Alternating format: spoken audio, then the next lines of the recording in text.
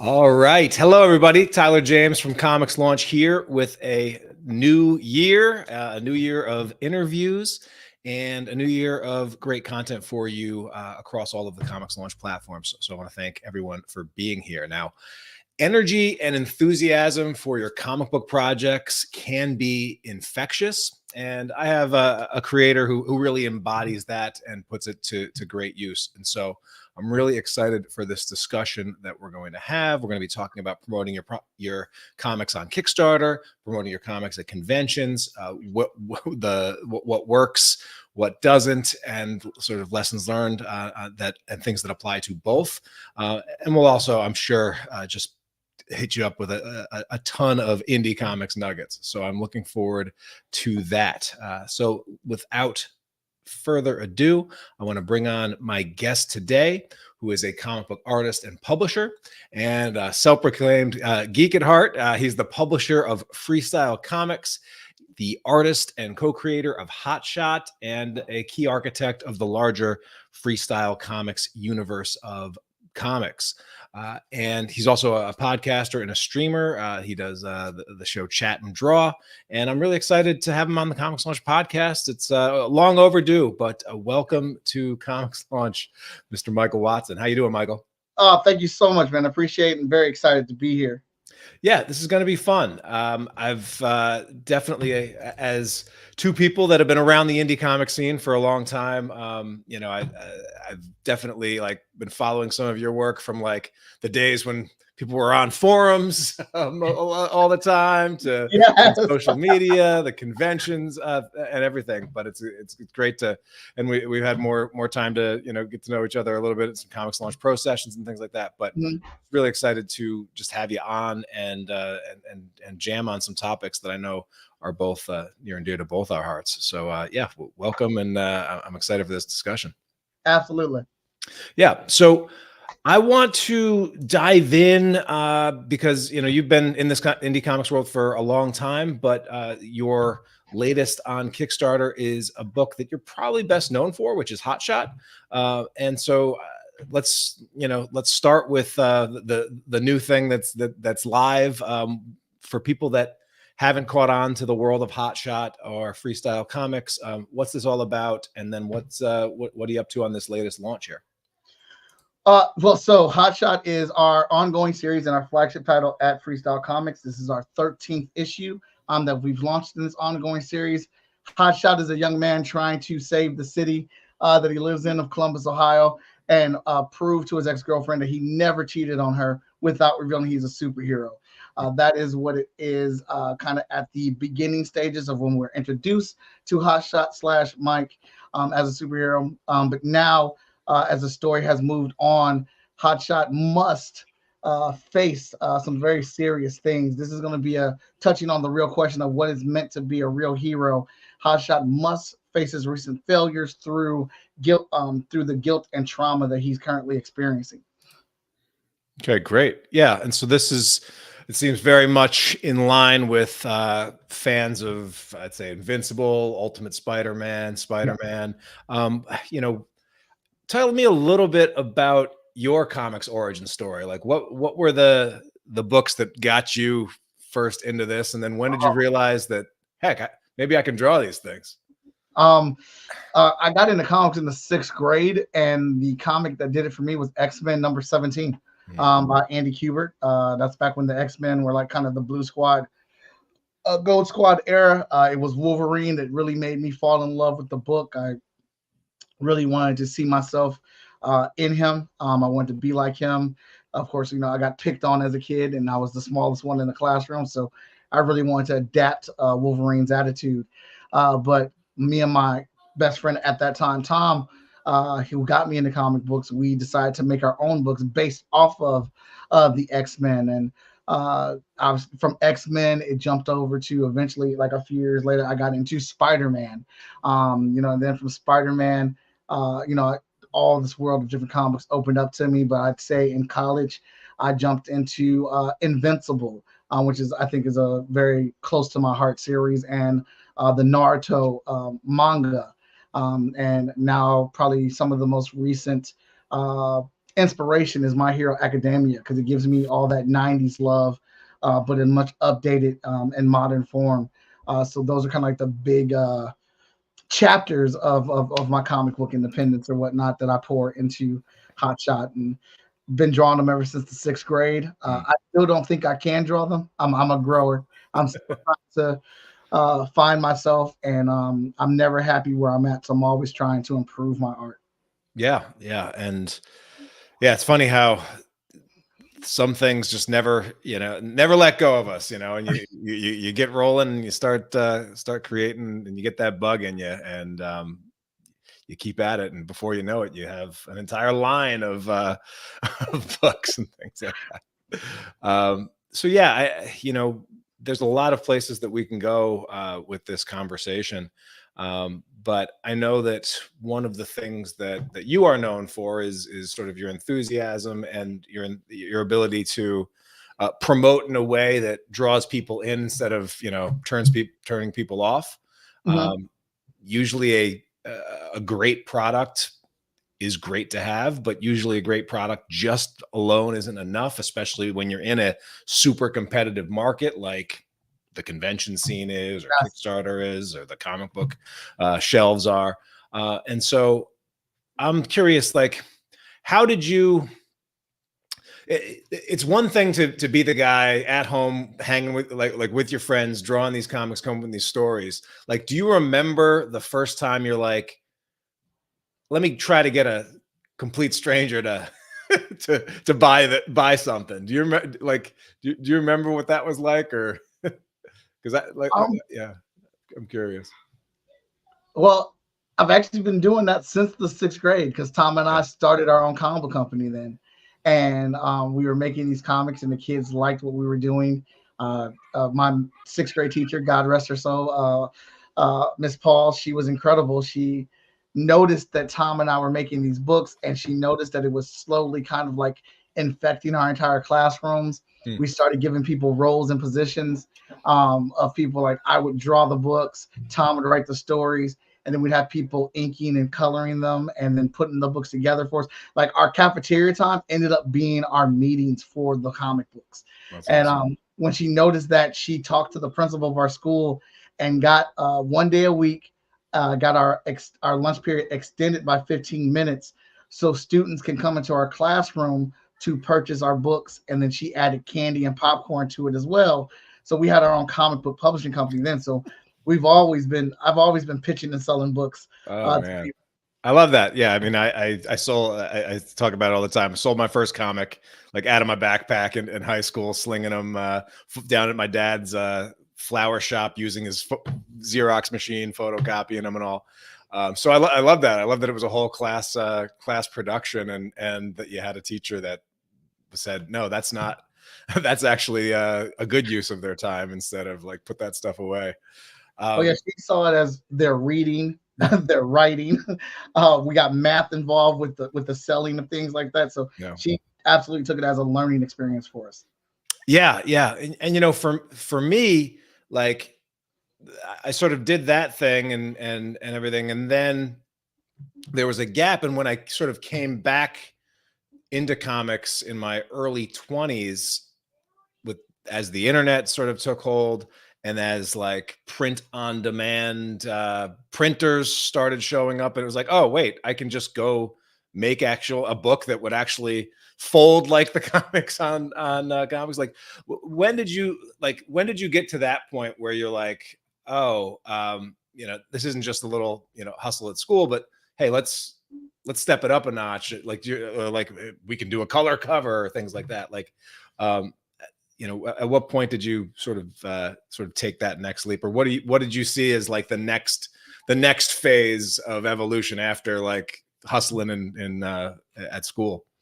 Well, I don't think that phase actually came about for me until I got to college. A lot of the books I was drawing, just like I was drawing in my sketchbook for the Mm. books and pages, and still folding paper over or stapling paper together for them.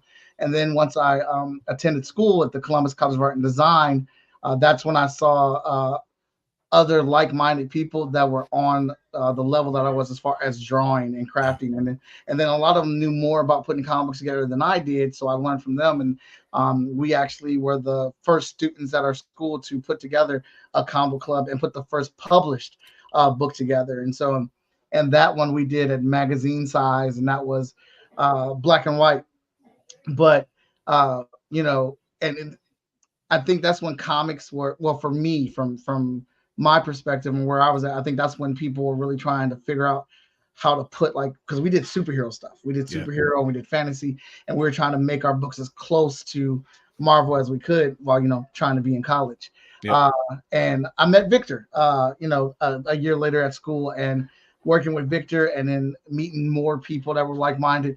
Then we got our first color comic book, our first inked book, trying to figure out the corners of how do we get this book inked. Oh, this stuff takes a lot of time. What corners can we cut, or what tools can we use? And to do that. And Victor was looking up stuff about inking and digital inking, so we can get that over. And then we had one of our friends at the time who did some like grayscales on the book for us, and then the lettering and the computer. So it had its big steps and stones. And then when we did the second issue, that was in full color, and like we had somebody that was like really, really good at inking, was confident in it, and took it all on, all 22 pages. And you know, we got the colors to come in and color the book, because we were looking on. That's when DeviantArt was super big. It still is, but that's when I was really heavy into DeviantArt. And you know, that's when we started saying, or realizing, we don't have to just stay in our city to find people. And it's actually one of the things my illustration techniques teacher said to me. And he was like, dude, I see you running around this campus burning 150% in everything that you do. You're going to burn out. You've got to find a balance of what you are really good at, and then find a balance of what you're okay at, and you know, balance those things out, so you can put together the best product you can, and you know, work with other people. And that's when we started really trying to build the team for Hotshot to make it the best book that we feel it could be. Yeah, that's one of those lessons that I think, you know, I think yours is probably rare in the number of people that you had like in your immediate vicinity that were willing to like to work with you and pick it up. Like, but like I think a lot of creators like tend to be lone wolves, and it gets really exciting when you can finally find those people that are in this world, but usually they're not just like down the hall from you. I guess it helps if you do go to an art school, or you have, you know, people that are helping bring those together. But yeah, the internet and the wider world, and the ability to connect with other creators has been, you know, I think game changing in so many ways for this community. Of course, Victor Dandridge is who you're talking about when you're mentioning Victor. Now you and Victor co-created Hotshot, right? Yes. I created Hotshot, you know, the character, some of the characters in Hotshot as a character throughout high school. I didn't really realize he was Hotshot at the time because it was just like a book about me and my friends in high school. Right. And as I got to college and I was on my own because I didn't know anybody down here, I just decided to really focus on the character of myself, and develop him into Hotshot. And Victor came aboard, and he did the writing for the story, and he kind of built like the foundation of the world that Hotshot lives in. And, you know, helping us establish the rules for the powers, and you know, other characters and things like that. And then, you know, and then us just kind of like going back and forth, combining ideas. Yeah. And so I'm curious, because I know you've been writing Hotshot for the last, is it the last arc or so? Yes. And so was that something that came natural to you? I know that there's a lot of artists that like getting them to actually sit down and write a script is maybe the hardest thing to get them to do, because you think so visually or so collaboratively. But what was that process like for you to move to doing everything again after being so collaborative? That's just it's learning and trying to make this book really good. And Carrie Kelly stepped in, the creator of Dyna Girl, Yep. to do a 2-issue stint for us, and is just after we finished up Victor's story arc, which was 6.5 issues of Hotshot, and Carrie did this really awesome, 2-part story featuring Dyna Girl, very adventurous, very high stakes, but a quick adventure. And when Victor and I sat down and read it, I was like, dude, isn't this so fun? So much action, so much like a crossover that we love to do and things like that. And Victor pointed out to me like, yeah, these 2 parts that Carrie wrote, they're good. This is a good 2-part story arc, but you're missing something. And I was like, what are you talking about? He's like, where's the transition from the first arc to include the second arc? How do we where's the weight or crescendo of anything that's happened in the first 6.5 issues? And then so I reread all of them together, and I was like, fuck. it's not there. Like, yes, I think the story is good, the characters are good, what's going on here is great. And if you just look at it as a 2-part story, then yeah, it's a banger. But if you're looking at it as a whole story, they're not united. There is no transition. Yeah. So I talked to Carrie. Carrie already had the next issue written that he wanted to do, and I was like, so I asked him, we need to put that on hold. And this is not Carrie's fault. It is my fault because I'm the creator of the book. I'm the one managing it and managing the team and whatnot. And I failed to make sure that we were carrying certain things over from the previous issue into this one. So the transition, it felt like a full series. This just feels like a limited edition, a one-shot with these characters standing in. So I'm not going to ask Carrie to rewrite that because that's not his fault. It's me.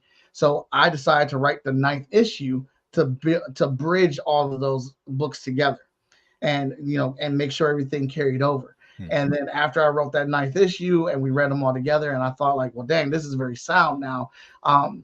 I want to keep writing it. You got the bug. Yeah, I got the bug after that. Nice. Yeah, and I think your Marvels and your DCs, like, they can kind of get away with some of that when it's like, oh, we're switching creative teams wholesale, or we're gonna put out, this book is coming out, twice a month or whatever, or you have 6 different things. You can get away with side stories, but in the indie world, having that cohesive vision, I think, is definitely key. So good on you for recognizing it and making some changes. And I think the end product will probably be better for it. So let's talk. So I think both you and I sort of cut our teeth in the indie world at conventions, in terms of that's when we really started taking ourselves seriously, producing books, going out there, trying to put them in people's hands. Conventions was a big part of that. And but promotions at conventions, it's you and a sea of tables, people hustling and everything, can be very difficult. And I know it's difficult for a lot of creators. What have you sort of learned about how to promote at conventions, and what sort of opportunities do you take advantage of that maybe some other creators that haven't been in this game for that long, or maybe they have, but they're still missing? Well, I learned at conventions, you got to be, first off, don't be an a-hole. You cannot be an a-hole at conventions. And this is my own personal belief. Some people may not agree with me or whatnot. But I look at conventions as pure as, mainly a promotional opportunity. This is my chance to connect with new people, connect with fans, connect with people in general, to expand our audience. Money is secondary to me at a comic book convention. Promoting and increasing our audience is priority. So when I get to a show, I want people to have fun. I want people to remember me. From my experiences at Short Fuse Media Group, I've kind of learned that people, for the most part, at conventions or on Kickstarters or things, they will buy something from you to give you a try, but to help you out, because they want to help, because they see that you're working hard and you're trying to push out here and do your dreams and stuff. And they'll, I'll help this guy, I'll help this person out. And it's the fact that you have a good product that brings them back. I'm not saying that that's everybody, but what I found at comic book conventions and my previous experience is that, like, yes, people want to buy something from you because they're trying to be nice and help you out. There are people that will buy something because it looks sweet and then because it catches their eye. But I want to be genuine to those people. I want to have a good time with them. I want them to remember me. And while traveling the shows, I've also learned, for me, I can't sell to every single person that I talk to. I can't talk to every person with the intention to sell. I'm a talker. I like to have a good time at conventions. So I'm also trying to geek out with people. And kind of that's my back door to reach more people. I may get into an epic debate with somebody comes to my table about Man of Steel, and we are talking and it's heated, but it's good heated. And that may draw other people back over to my table. Or people come to the table and I'll say, hey, can you hold on 1 second? And, I'll start, I'll give them what they're looking for, talk to them real quick, and I'll come back to that conversation. I also don't mind when people are at my table who aren't buying anything, because I've been to a show and I've been broke. So I'm not trying to shoo people away or anything like that, but engage them. And when I see someone, with a cool shirt or a cool print, I literally stop them to talk about that shirt and print. And that's it. I don't try to sell them anything. And you're always trying to figure out how to get people to get over to your product. And I'm kind of I forgot, nitpicky about how the table is set up. Trying to set the table up visually so there's something to attract people on the left side and the right side and in the middle, to bring them on in. And I look at a lot of eyes. I'm paying attention to eye movement from people. So if I see somebody looking at the table, even if it's a glance, and if that glance turns to even a bit of a slowdown of a walk to kind of absorb it, and then it picks back up, I get their attention. I say, hey, what's up? What caught your eye? And I don't know if people look at it as much as much as I do, but like, I'm always people watching and trying to size things up and figure out the right way to bring people over, or just generally have a conversation. But I know people like to have a good time, so I also do events. I also do giveaways. Or one year, Victor and I, we gave away 100 Chipotle burritos at our table. We told people you get a free Chipotle burrito when you buy our book. Coming in, we did sketch battles. So we would have 2 chairs set up in front of our table, and we'd walk around the convention and get the artists at the table to sign up, other comic book creators to sign up, and bring them over at different times. And we would promote it like a boxing match at the show on the floor.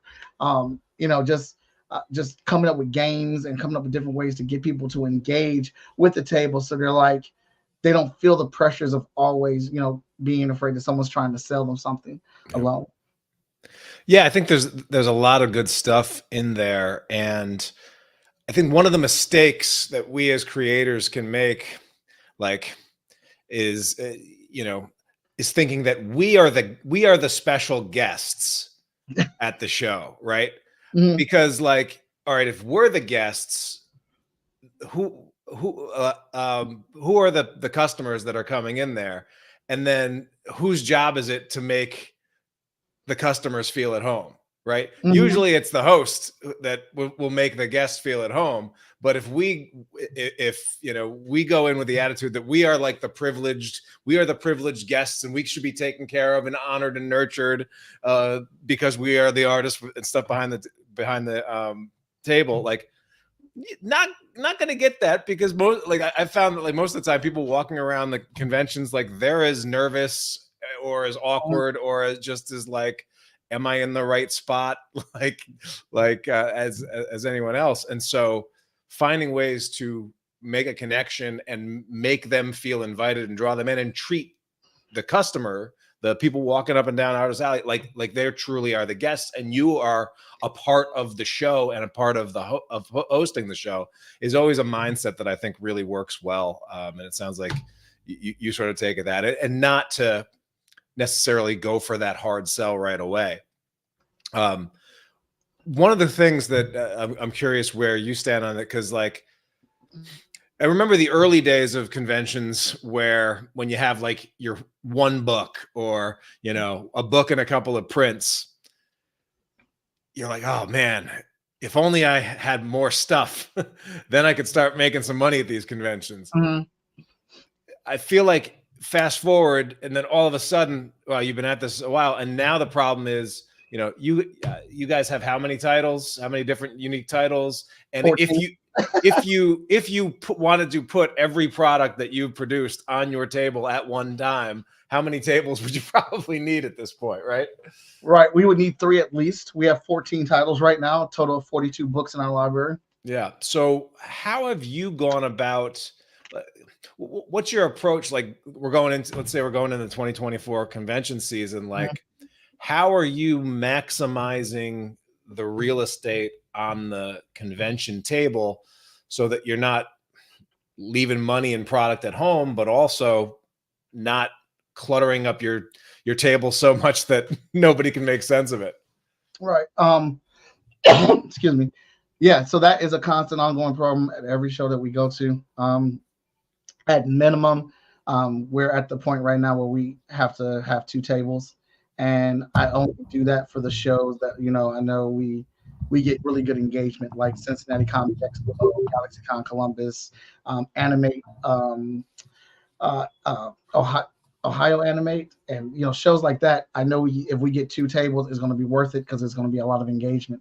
But a lot of shows you kind of got to figure that out on the spot, like how much room you're going to have and things like that. So we have 2 comic book racks that we normally work with every time.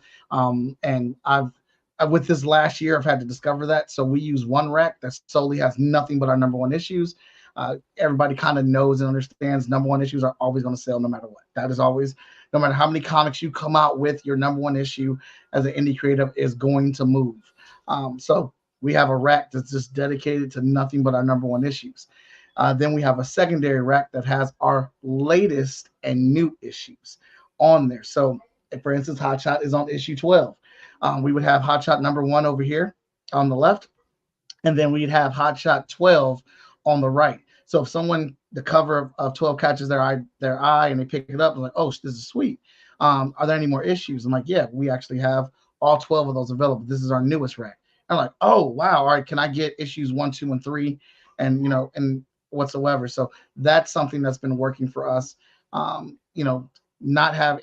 some variant covers on in between, the middle of that, or either our Epic 21 card game that we use to bring people over, and then we have a print wall behind us that's attached to our big wall with our comic book characters on it. So it's chest moving pieces around.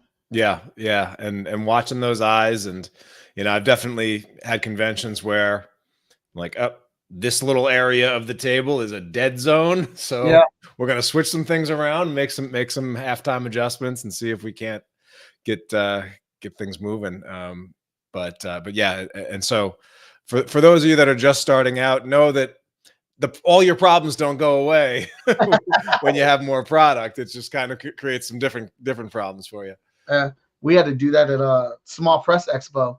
I was very excited about going to that show because that was kind of marketed to me in all the conversations that I've had, that if you go to SPX, that's where if you can make it there, that's where your name starts to grow. That's where the indies go to that show, to be kind of like put in the indie conversation or whatnot. And we went there, all of our books, 1 table, had them all stacked up, had our print wall behind us, and nobody was paying us attention. And so after about 45 minutes of that, that's when I started locking in and just really watching how many times people were coming past the table, how many times anybody looked in our direction, what they were looking at other tables, what was drawing them over, and just like really paying attention. Like for 3 hours, we didn't sell any comic books, and I'm just like, this is an indie show. I'm an indie creator. I got 14 different indie books. Why are we not moving them?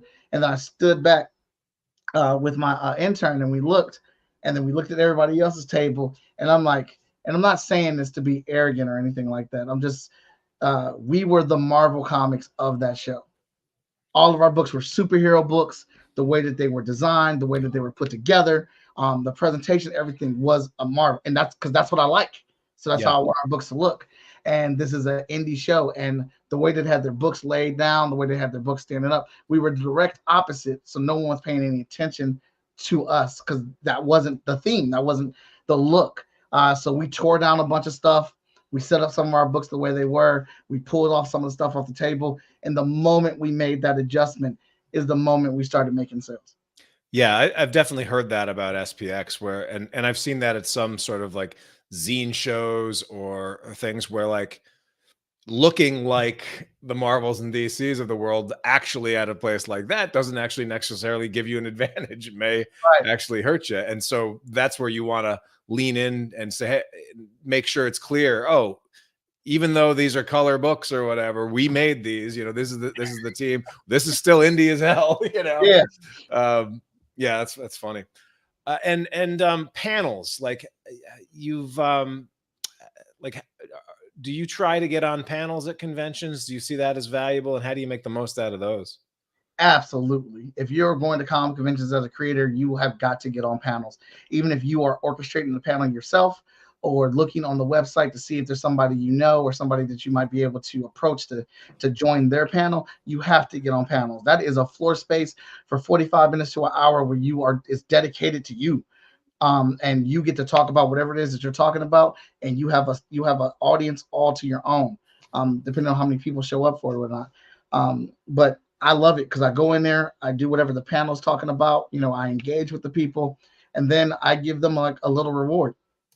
You come, hey, thanks for coming to my panel. Here's a ticket that has my table number written on it. Come to my table for a free item for hanging out with me today. And then when they come over to get their free item, I pitch them on books at that table, but they still get a free item for no whether they buy something or not. I've had panels where I was the only person in the panel, and I just took my phone, put it on some chairs in front of me, and then I live streamed the panel from there. Love that. Yeah, and just doing that extra little thing, giving them that extra reason to come and connect with you after the panel is a great way to do it. And so, yeah, I've definitely had experience where you can be a little bit worried, like, oh, if I'm not at my table for 45 minutes, I'm going to miss out on all this traffic. But if you then get people like an auditorium of people to come and purposely seek you out after giving them a little bit of value, entertainment, and knowledge, and making a connection with them, answering some questions, the traffic usually more than makes up for it. And then also, obviously, if you can have somebody that's covering your table while you're at the panel, it's definitely something that you can make work for you. Absolutely. So I want to switch gears and talk about the Kickstarter world, because I found that as I was preparing to jump into Kickstarter, and then in the middle of my first launch, I'm like, this feels this kind of audience engagement thing. Some of the ways I talk about my book, the way I pitch my book on Kickstarter. Well, a lot of times that was honed at conventions. I use some of the language, the hook, the log lines, etc. But what do you see that really translates when promoting on Kickstarter, and what doesn't, and sort of how have you adapted to this world where Kickstarter really is important on the indie scene? Well, the one thing I know for sure that works on Kickstarter is delivering. Doing a Kickstarter and an immediate return on what people have pledged and backed on that Kickstarter is the surefirest way to get people to back your campaigns and to back future campaigns. I've tried a lot of different things.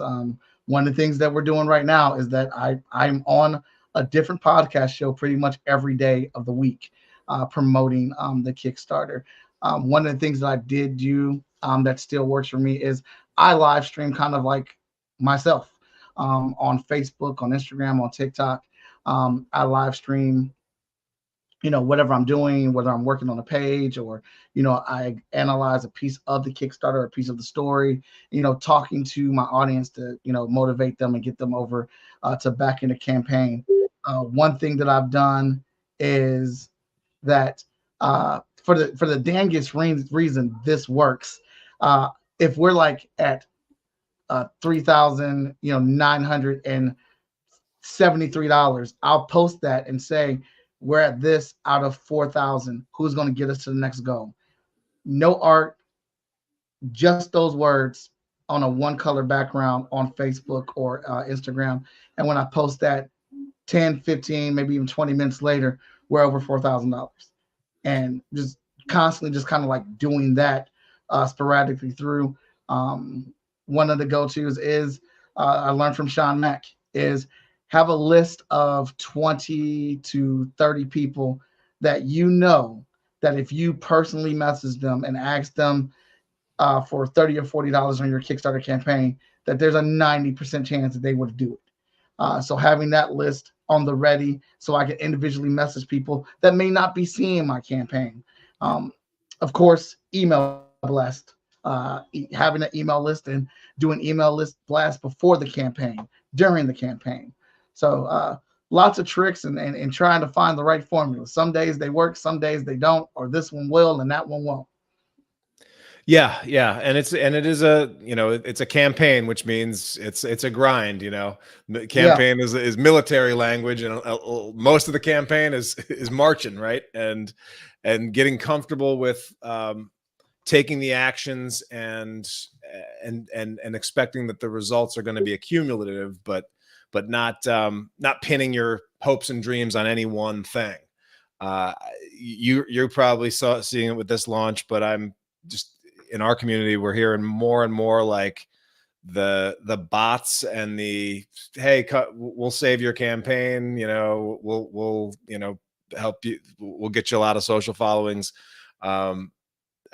Is just being overwhelming. You know, somebody sent me a screenshot of like 12 things within an hour of launching, of like, hey, you know, people hitting up your Kickstarter, trying to invite, trying to like get you to give them $50 or $100, $500 to promote their stuff. And so that, you know, that's not the answer, but sticking with it and doing things to get the word out definitely is. Talk to me a little bit about live streaming your art, because this is something that I've had some conversations with creators, and they're like, yeah, maybe that's something, or an artist especially, maybe that's something that I could do, but they may be concerned about people, you know, or just like, can I draw and be entertaining, and who would watch this? What have you learned about like, and like, what helped you get started, and do you have any tips for artists that maybe are thinking about live streaming their art on a somewhat regular basis, but, you know, just aren't sure how to get started, or what's enabled you to keep consistent with it? They absolutely should be doing that. I think it's a great way for you to build up consistency and build up your audience and speak with people, and, you know, just give them an inside line. I feel like we're kind of in the age and era where people like seeing behind the scenes. They like seeing how the soup is made, and you know, getting to see that recipe from different perspectives as well. I like watching documentaries. I like watching behind the scenes. So that's how I kind of see live streaming, and it also gives you the opportunity to engage and work with different people. And, you know, and find ways to entertain people. For me, it also helps me with my convention pitches and being able to talk at a show and, you know, hold a conversation. Sometimes, you know, I do a show called Chat and Draw. So I'm bringing other creators on that show, promoting their characters and themselves while I'm drawing their character and checking those different things out. But I work a lot at like crazy hours because I'm a workaholic, and I'm always up late, and, you know, it's quiet, and I'm like, man, I wish I had somebody to talk to, and I'll just start streaming. And, you know, there's always a few people up late and looking for something to tune into, and I'll have some people to have a conversation with while I'm working on the art. Yeah, I love it. And I've noticed that something that you do occasionally is like, you'll draw other people's characters, or in addition to, you may take some things that people will know and recognize, and that will attract them. And then that, if they're interested, if they're already interested in that, it becomes easier to get them interested in what you're up to, and what you're drawing. So that's a good thing. And what can you tell me about the Agents of Geekdom? Is this sort of like a YouTube collective that you're a part of with Chat and Draw, or? Yes, Agents of Geekdom is a podcasting network channel that we came up with. That we have about we just got our 6th show on there, And the idea is that we all come together with our different audiences into one channel to increase each other's audience and share and use each other for promotional venues and get sponsorship. The manager of Agents of Geekdom, Tessa Newsom, she just scored us our second sponsorship. This one, Star Trek, where we are, giving people the link to download a Star Trek video game and playing it. Just last week we did Marvel Strike Force. Having these different elements to reach another audience. That's kind of like always the idea. Like, how can we reach more people? How can we bring more people back and forth over to us? Yeah, love that. I love that a lot. So that's Agents of Geekdom over on YouTube. Very cool. All right, Michael. Well, since I got you here, and it's been a while, and you're the first guest of 2024, got to bring back the Comics Launch Speed Round. You ready for it? Let's go. All right. Finish the sentence. Kickstarter is blank. An amazing opportunity for creatives to succeed and find themselves. All right. Awesome. So in 2023, I believe Kickstarter made as many changes, improvements, tweaks to the platform as I've seen in the last 12 years of doing it. But if the powers that be at Kickstarter were listening, and you could change one more thing about the Kickstarter platform, what would you change?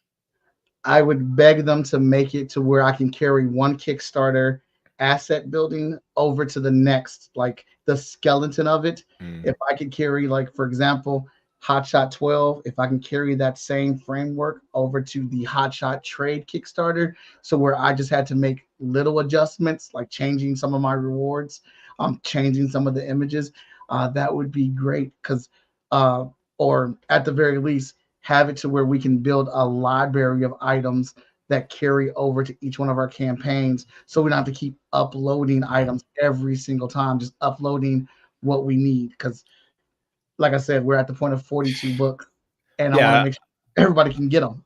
I'm right with you. I'm working on a Sync 13th campaign and the 12th C is for Cthulhu campaign, and the create all the project items, add images to all the project items, then map that to pledge levels, and map that to add-ons, and create images for all of those. Like, it's a lot of time consuming work, and it's also something that very easily could be just copied, and BackerKit does that. And so the on the one hand, like, it's usually faster to create an existing, like a new project for an existing series, because you could have a lot of assets that you can use and cut and paste. But the more stuff that you have, the longer setting it all up really takes. So I think that's a good one. All right. Next speed round question. What would you say your secret weapon is? A tool, a resource, an app that you couldn't make comics without? Actually, I feel like my secret weapon is my enthusiasm. If I did not have that, I probably would not be still here making comic books, because I've had some monumental failures smack me in the face. And it's my sheer love and enthusiasm for making comic books that got me back up to continue to do it. And I think people see that when they talk to me, when they are at conventions, they see that on me online, and they see that, like, it's genuine. I love doing this. I love getting stories in people's hands. I love talking about comics. I love making comics. And I think that is something that people enjoy. Yeah, I love that one. And yeah, there's nothing quite like a creator that's passionate about his thing, if that transfers down to the fan, and then they give you a chance as a result, and they like the book. Like, there's nothing better than that, because then they become a passionate fan as well. All right, so you talked about, and I love that your mindset is that delivering on your Kickstarter promises is super important, but fulfillment is an area that often trips up Kickstarter creators. Like, do you have a fulfillment tip for our listeners? It's a tip that I'm working on right now. Get everything in one condensed area when you're building your Kickstarter, and like the Kickstarter rewards, the Kickstarter images, the actual PDFs, the digital PDFs, the images that you're going to send off printing, like if you have shirts you're making, the PNG for the shirt, put all of that in one folder. Everything that is attached to this Kickstarter, put it all in one folder so you have one place to go to and get that. And if you're, as far as the comic book aspect, try, and it's hard to do. I mean, I've felt at this myself too. So it's something that we're all trying to strive and make sure. But if you can, make sure you get all of the art finished for the book, depending on how many pages it is, to where the only thing you have to do is the lettering when the Kickstarter happens. Yeah, definitely reduces the risk of somebody breaking a hand or something coming up, collaborators going missing. Yeah, the more you can have done before, the better. All right, and the last speed round question: can you recommend one comic or book outside of work done by Freestyle Comics that you think more people need to check out? There's so many books. All right, just give the first one that comes to your head. All right, let's say Crescent City Monsters. Newton Lillois, yeah, it's a gorgeous book, and I love those. The covers are outstanding. The art is outstanding. So, shout out to Newton. He's another friend of the Comics Launch community. But awesome, great recommendation. All right, so it's been awesome catching up, Michael, and just hearing everything's going on.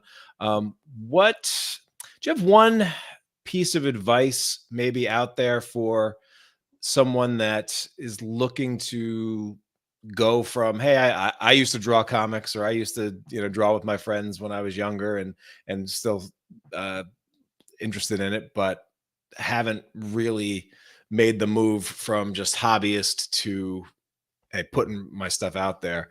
If you can put yourself back in the shoes, what piece of advice would you give to someone sort of at the early stage? What I would tell them is that you got to have thick skin. You need thick skin in this industry, and you should not be afraid of feedback at all from anyone. Do not be satisfied where you're at, because you should always be trying to improve. And that thick skin is so you can get honest feedback, because that's the only way you're going to get better. If you're not willing to take honest feedback, you're going to be stuck in one lane and you won't come out of it. I think that's a great piece of advice. Yeah. And what else is coming down the pipe for Freestyle Comics in 2024? What has you most excited about to get out in the world this year? We're hitting all our trades. Starting next month, we'll have the Vigilance Volume 1 trade, Hotshot Volume 3 trade, and probably the one I'm most excited about is Emerald Quest. Seth DeMoose is redrawing the first and third issue of that for us. So when he gets all that done, that will complete the first trade for Emerald Quest Volume 1, issues 1 through 4. And Brian Latimer coming on board to write issue 5 of Emerald Quest. So I'm big excited about that. Yeah. And I guess I'm also curious, you work with a lot of creators. If there's a creator out there that starts diving into your universe and is like, man, this seems like a crew that I would love to work with.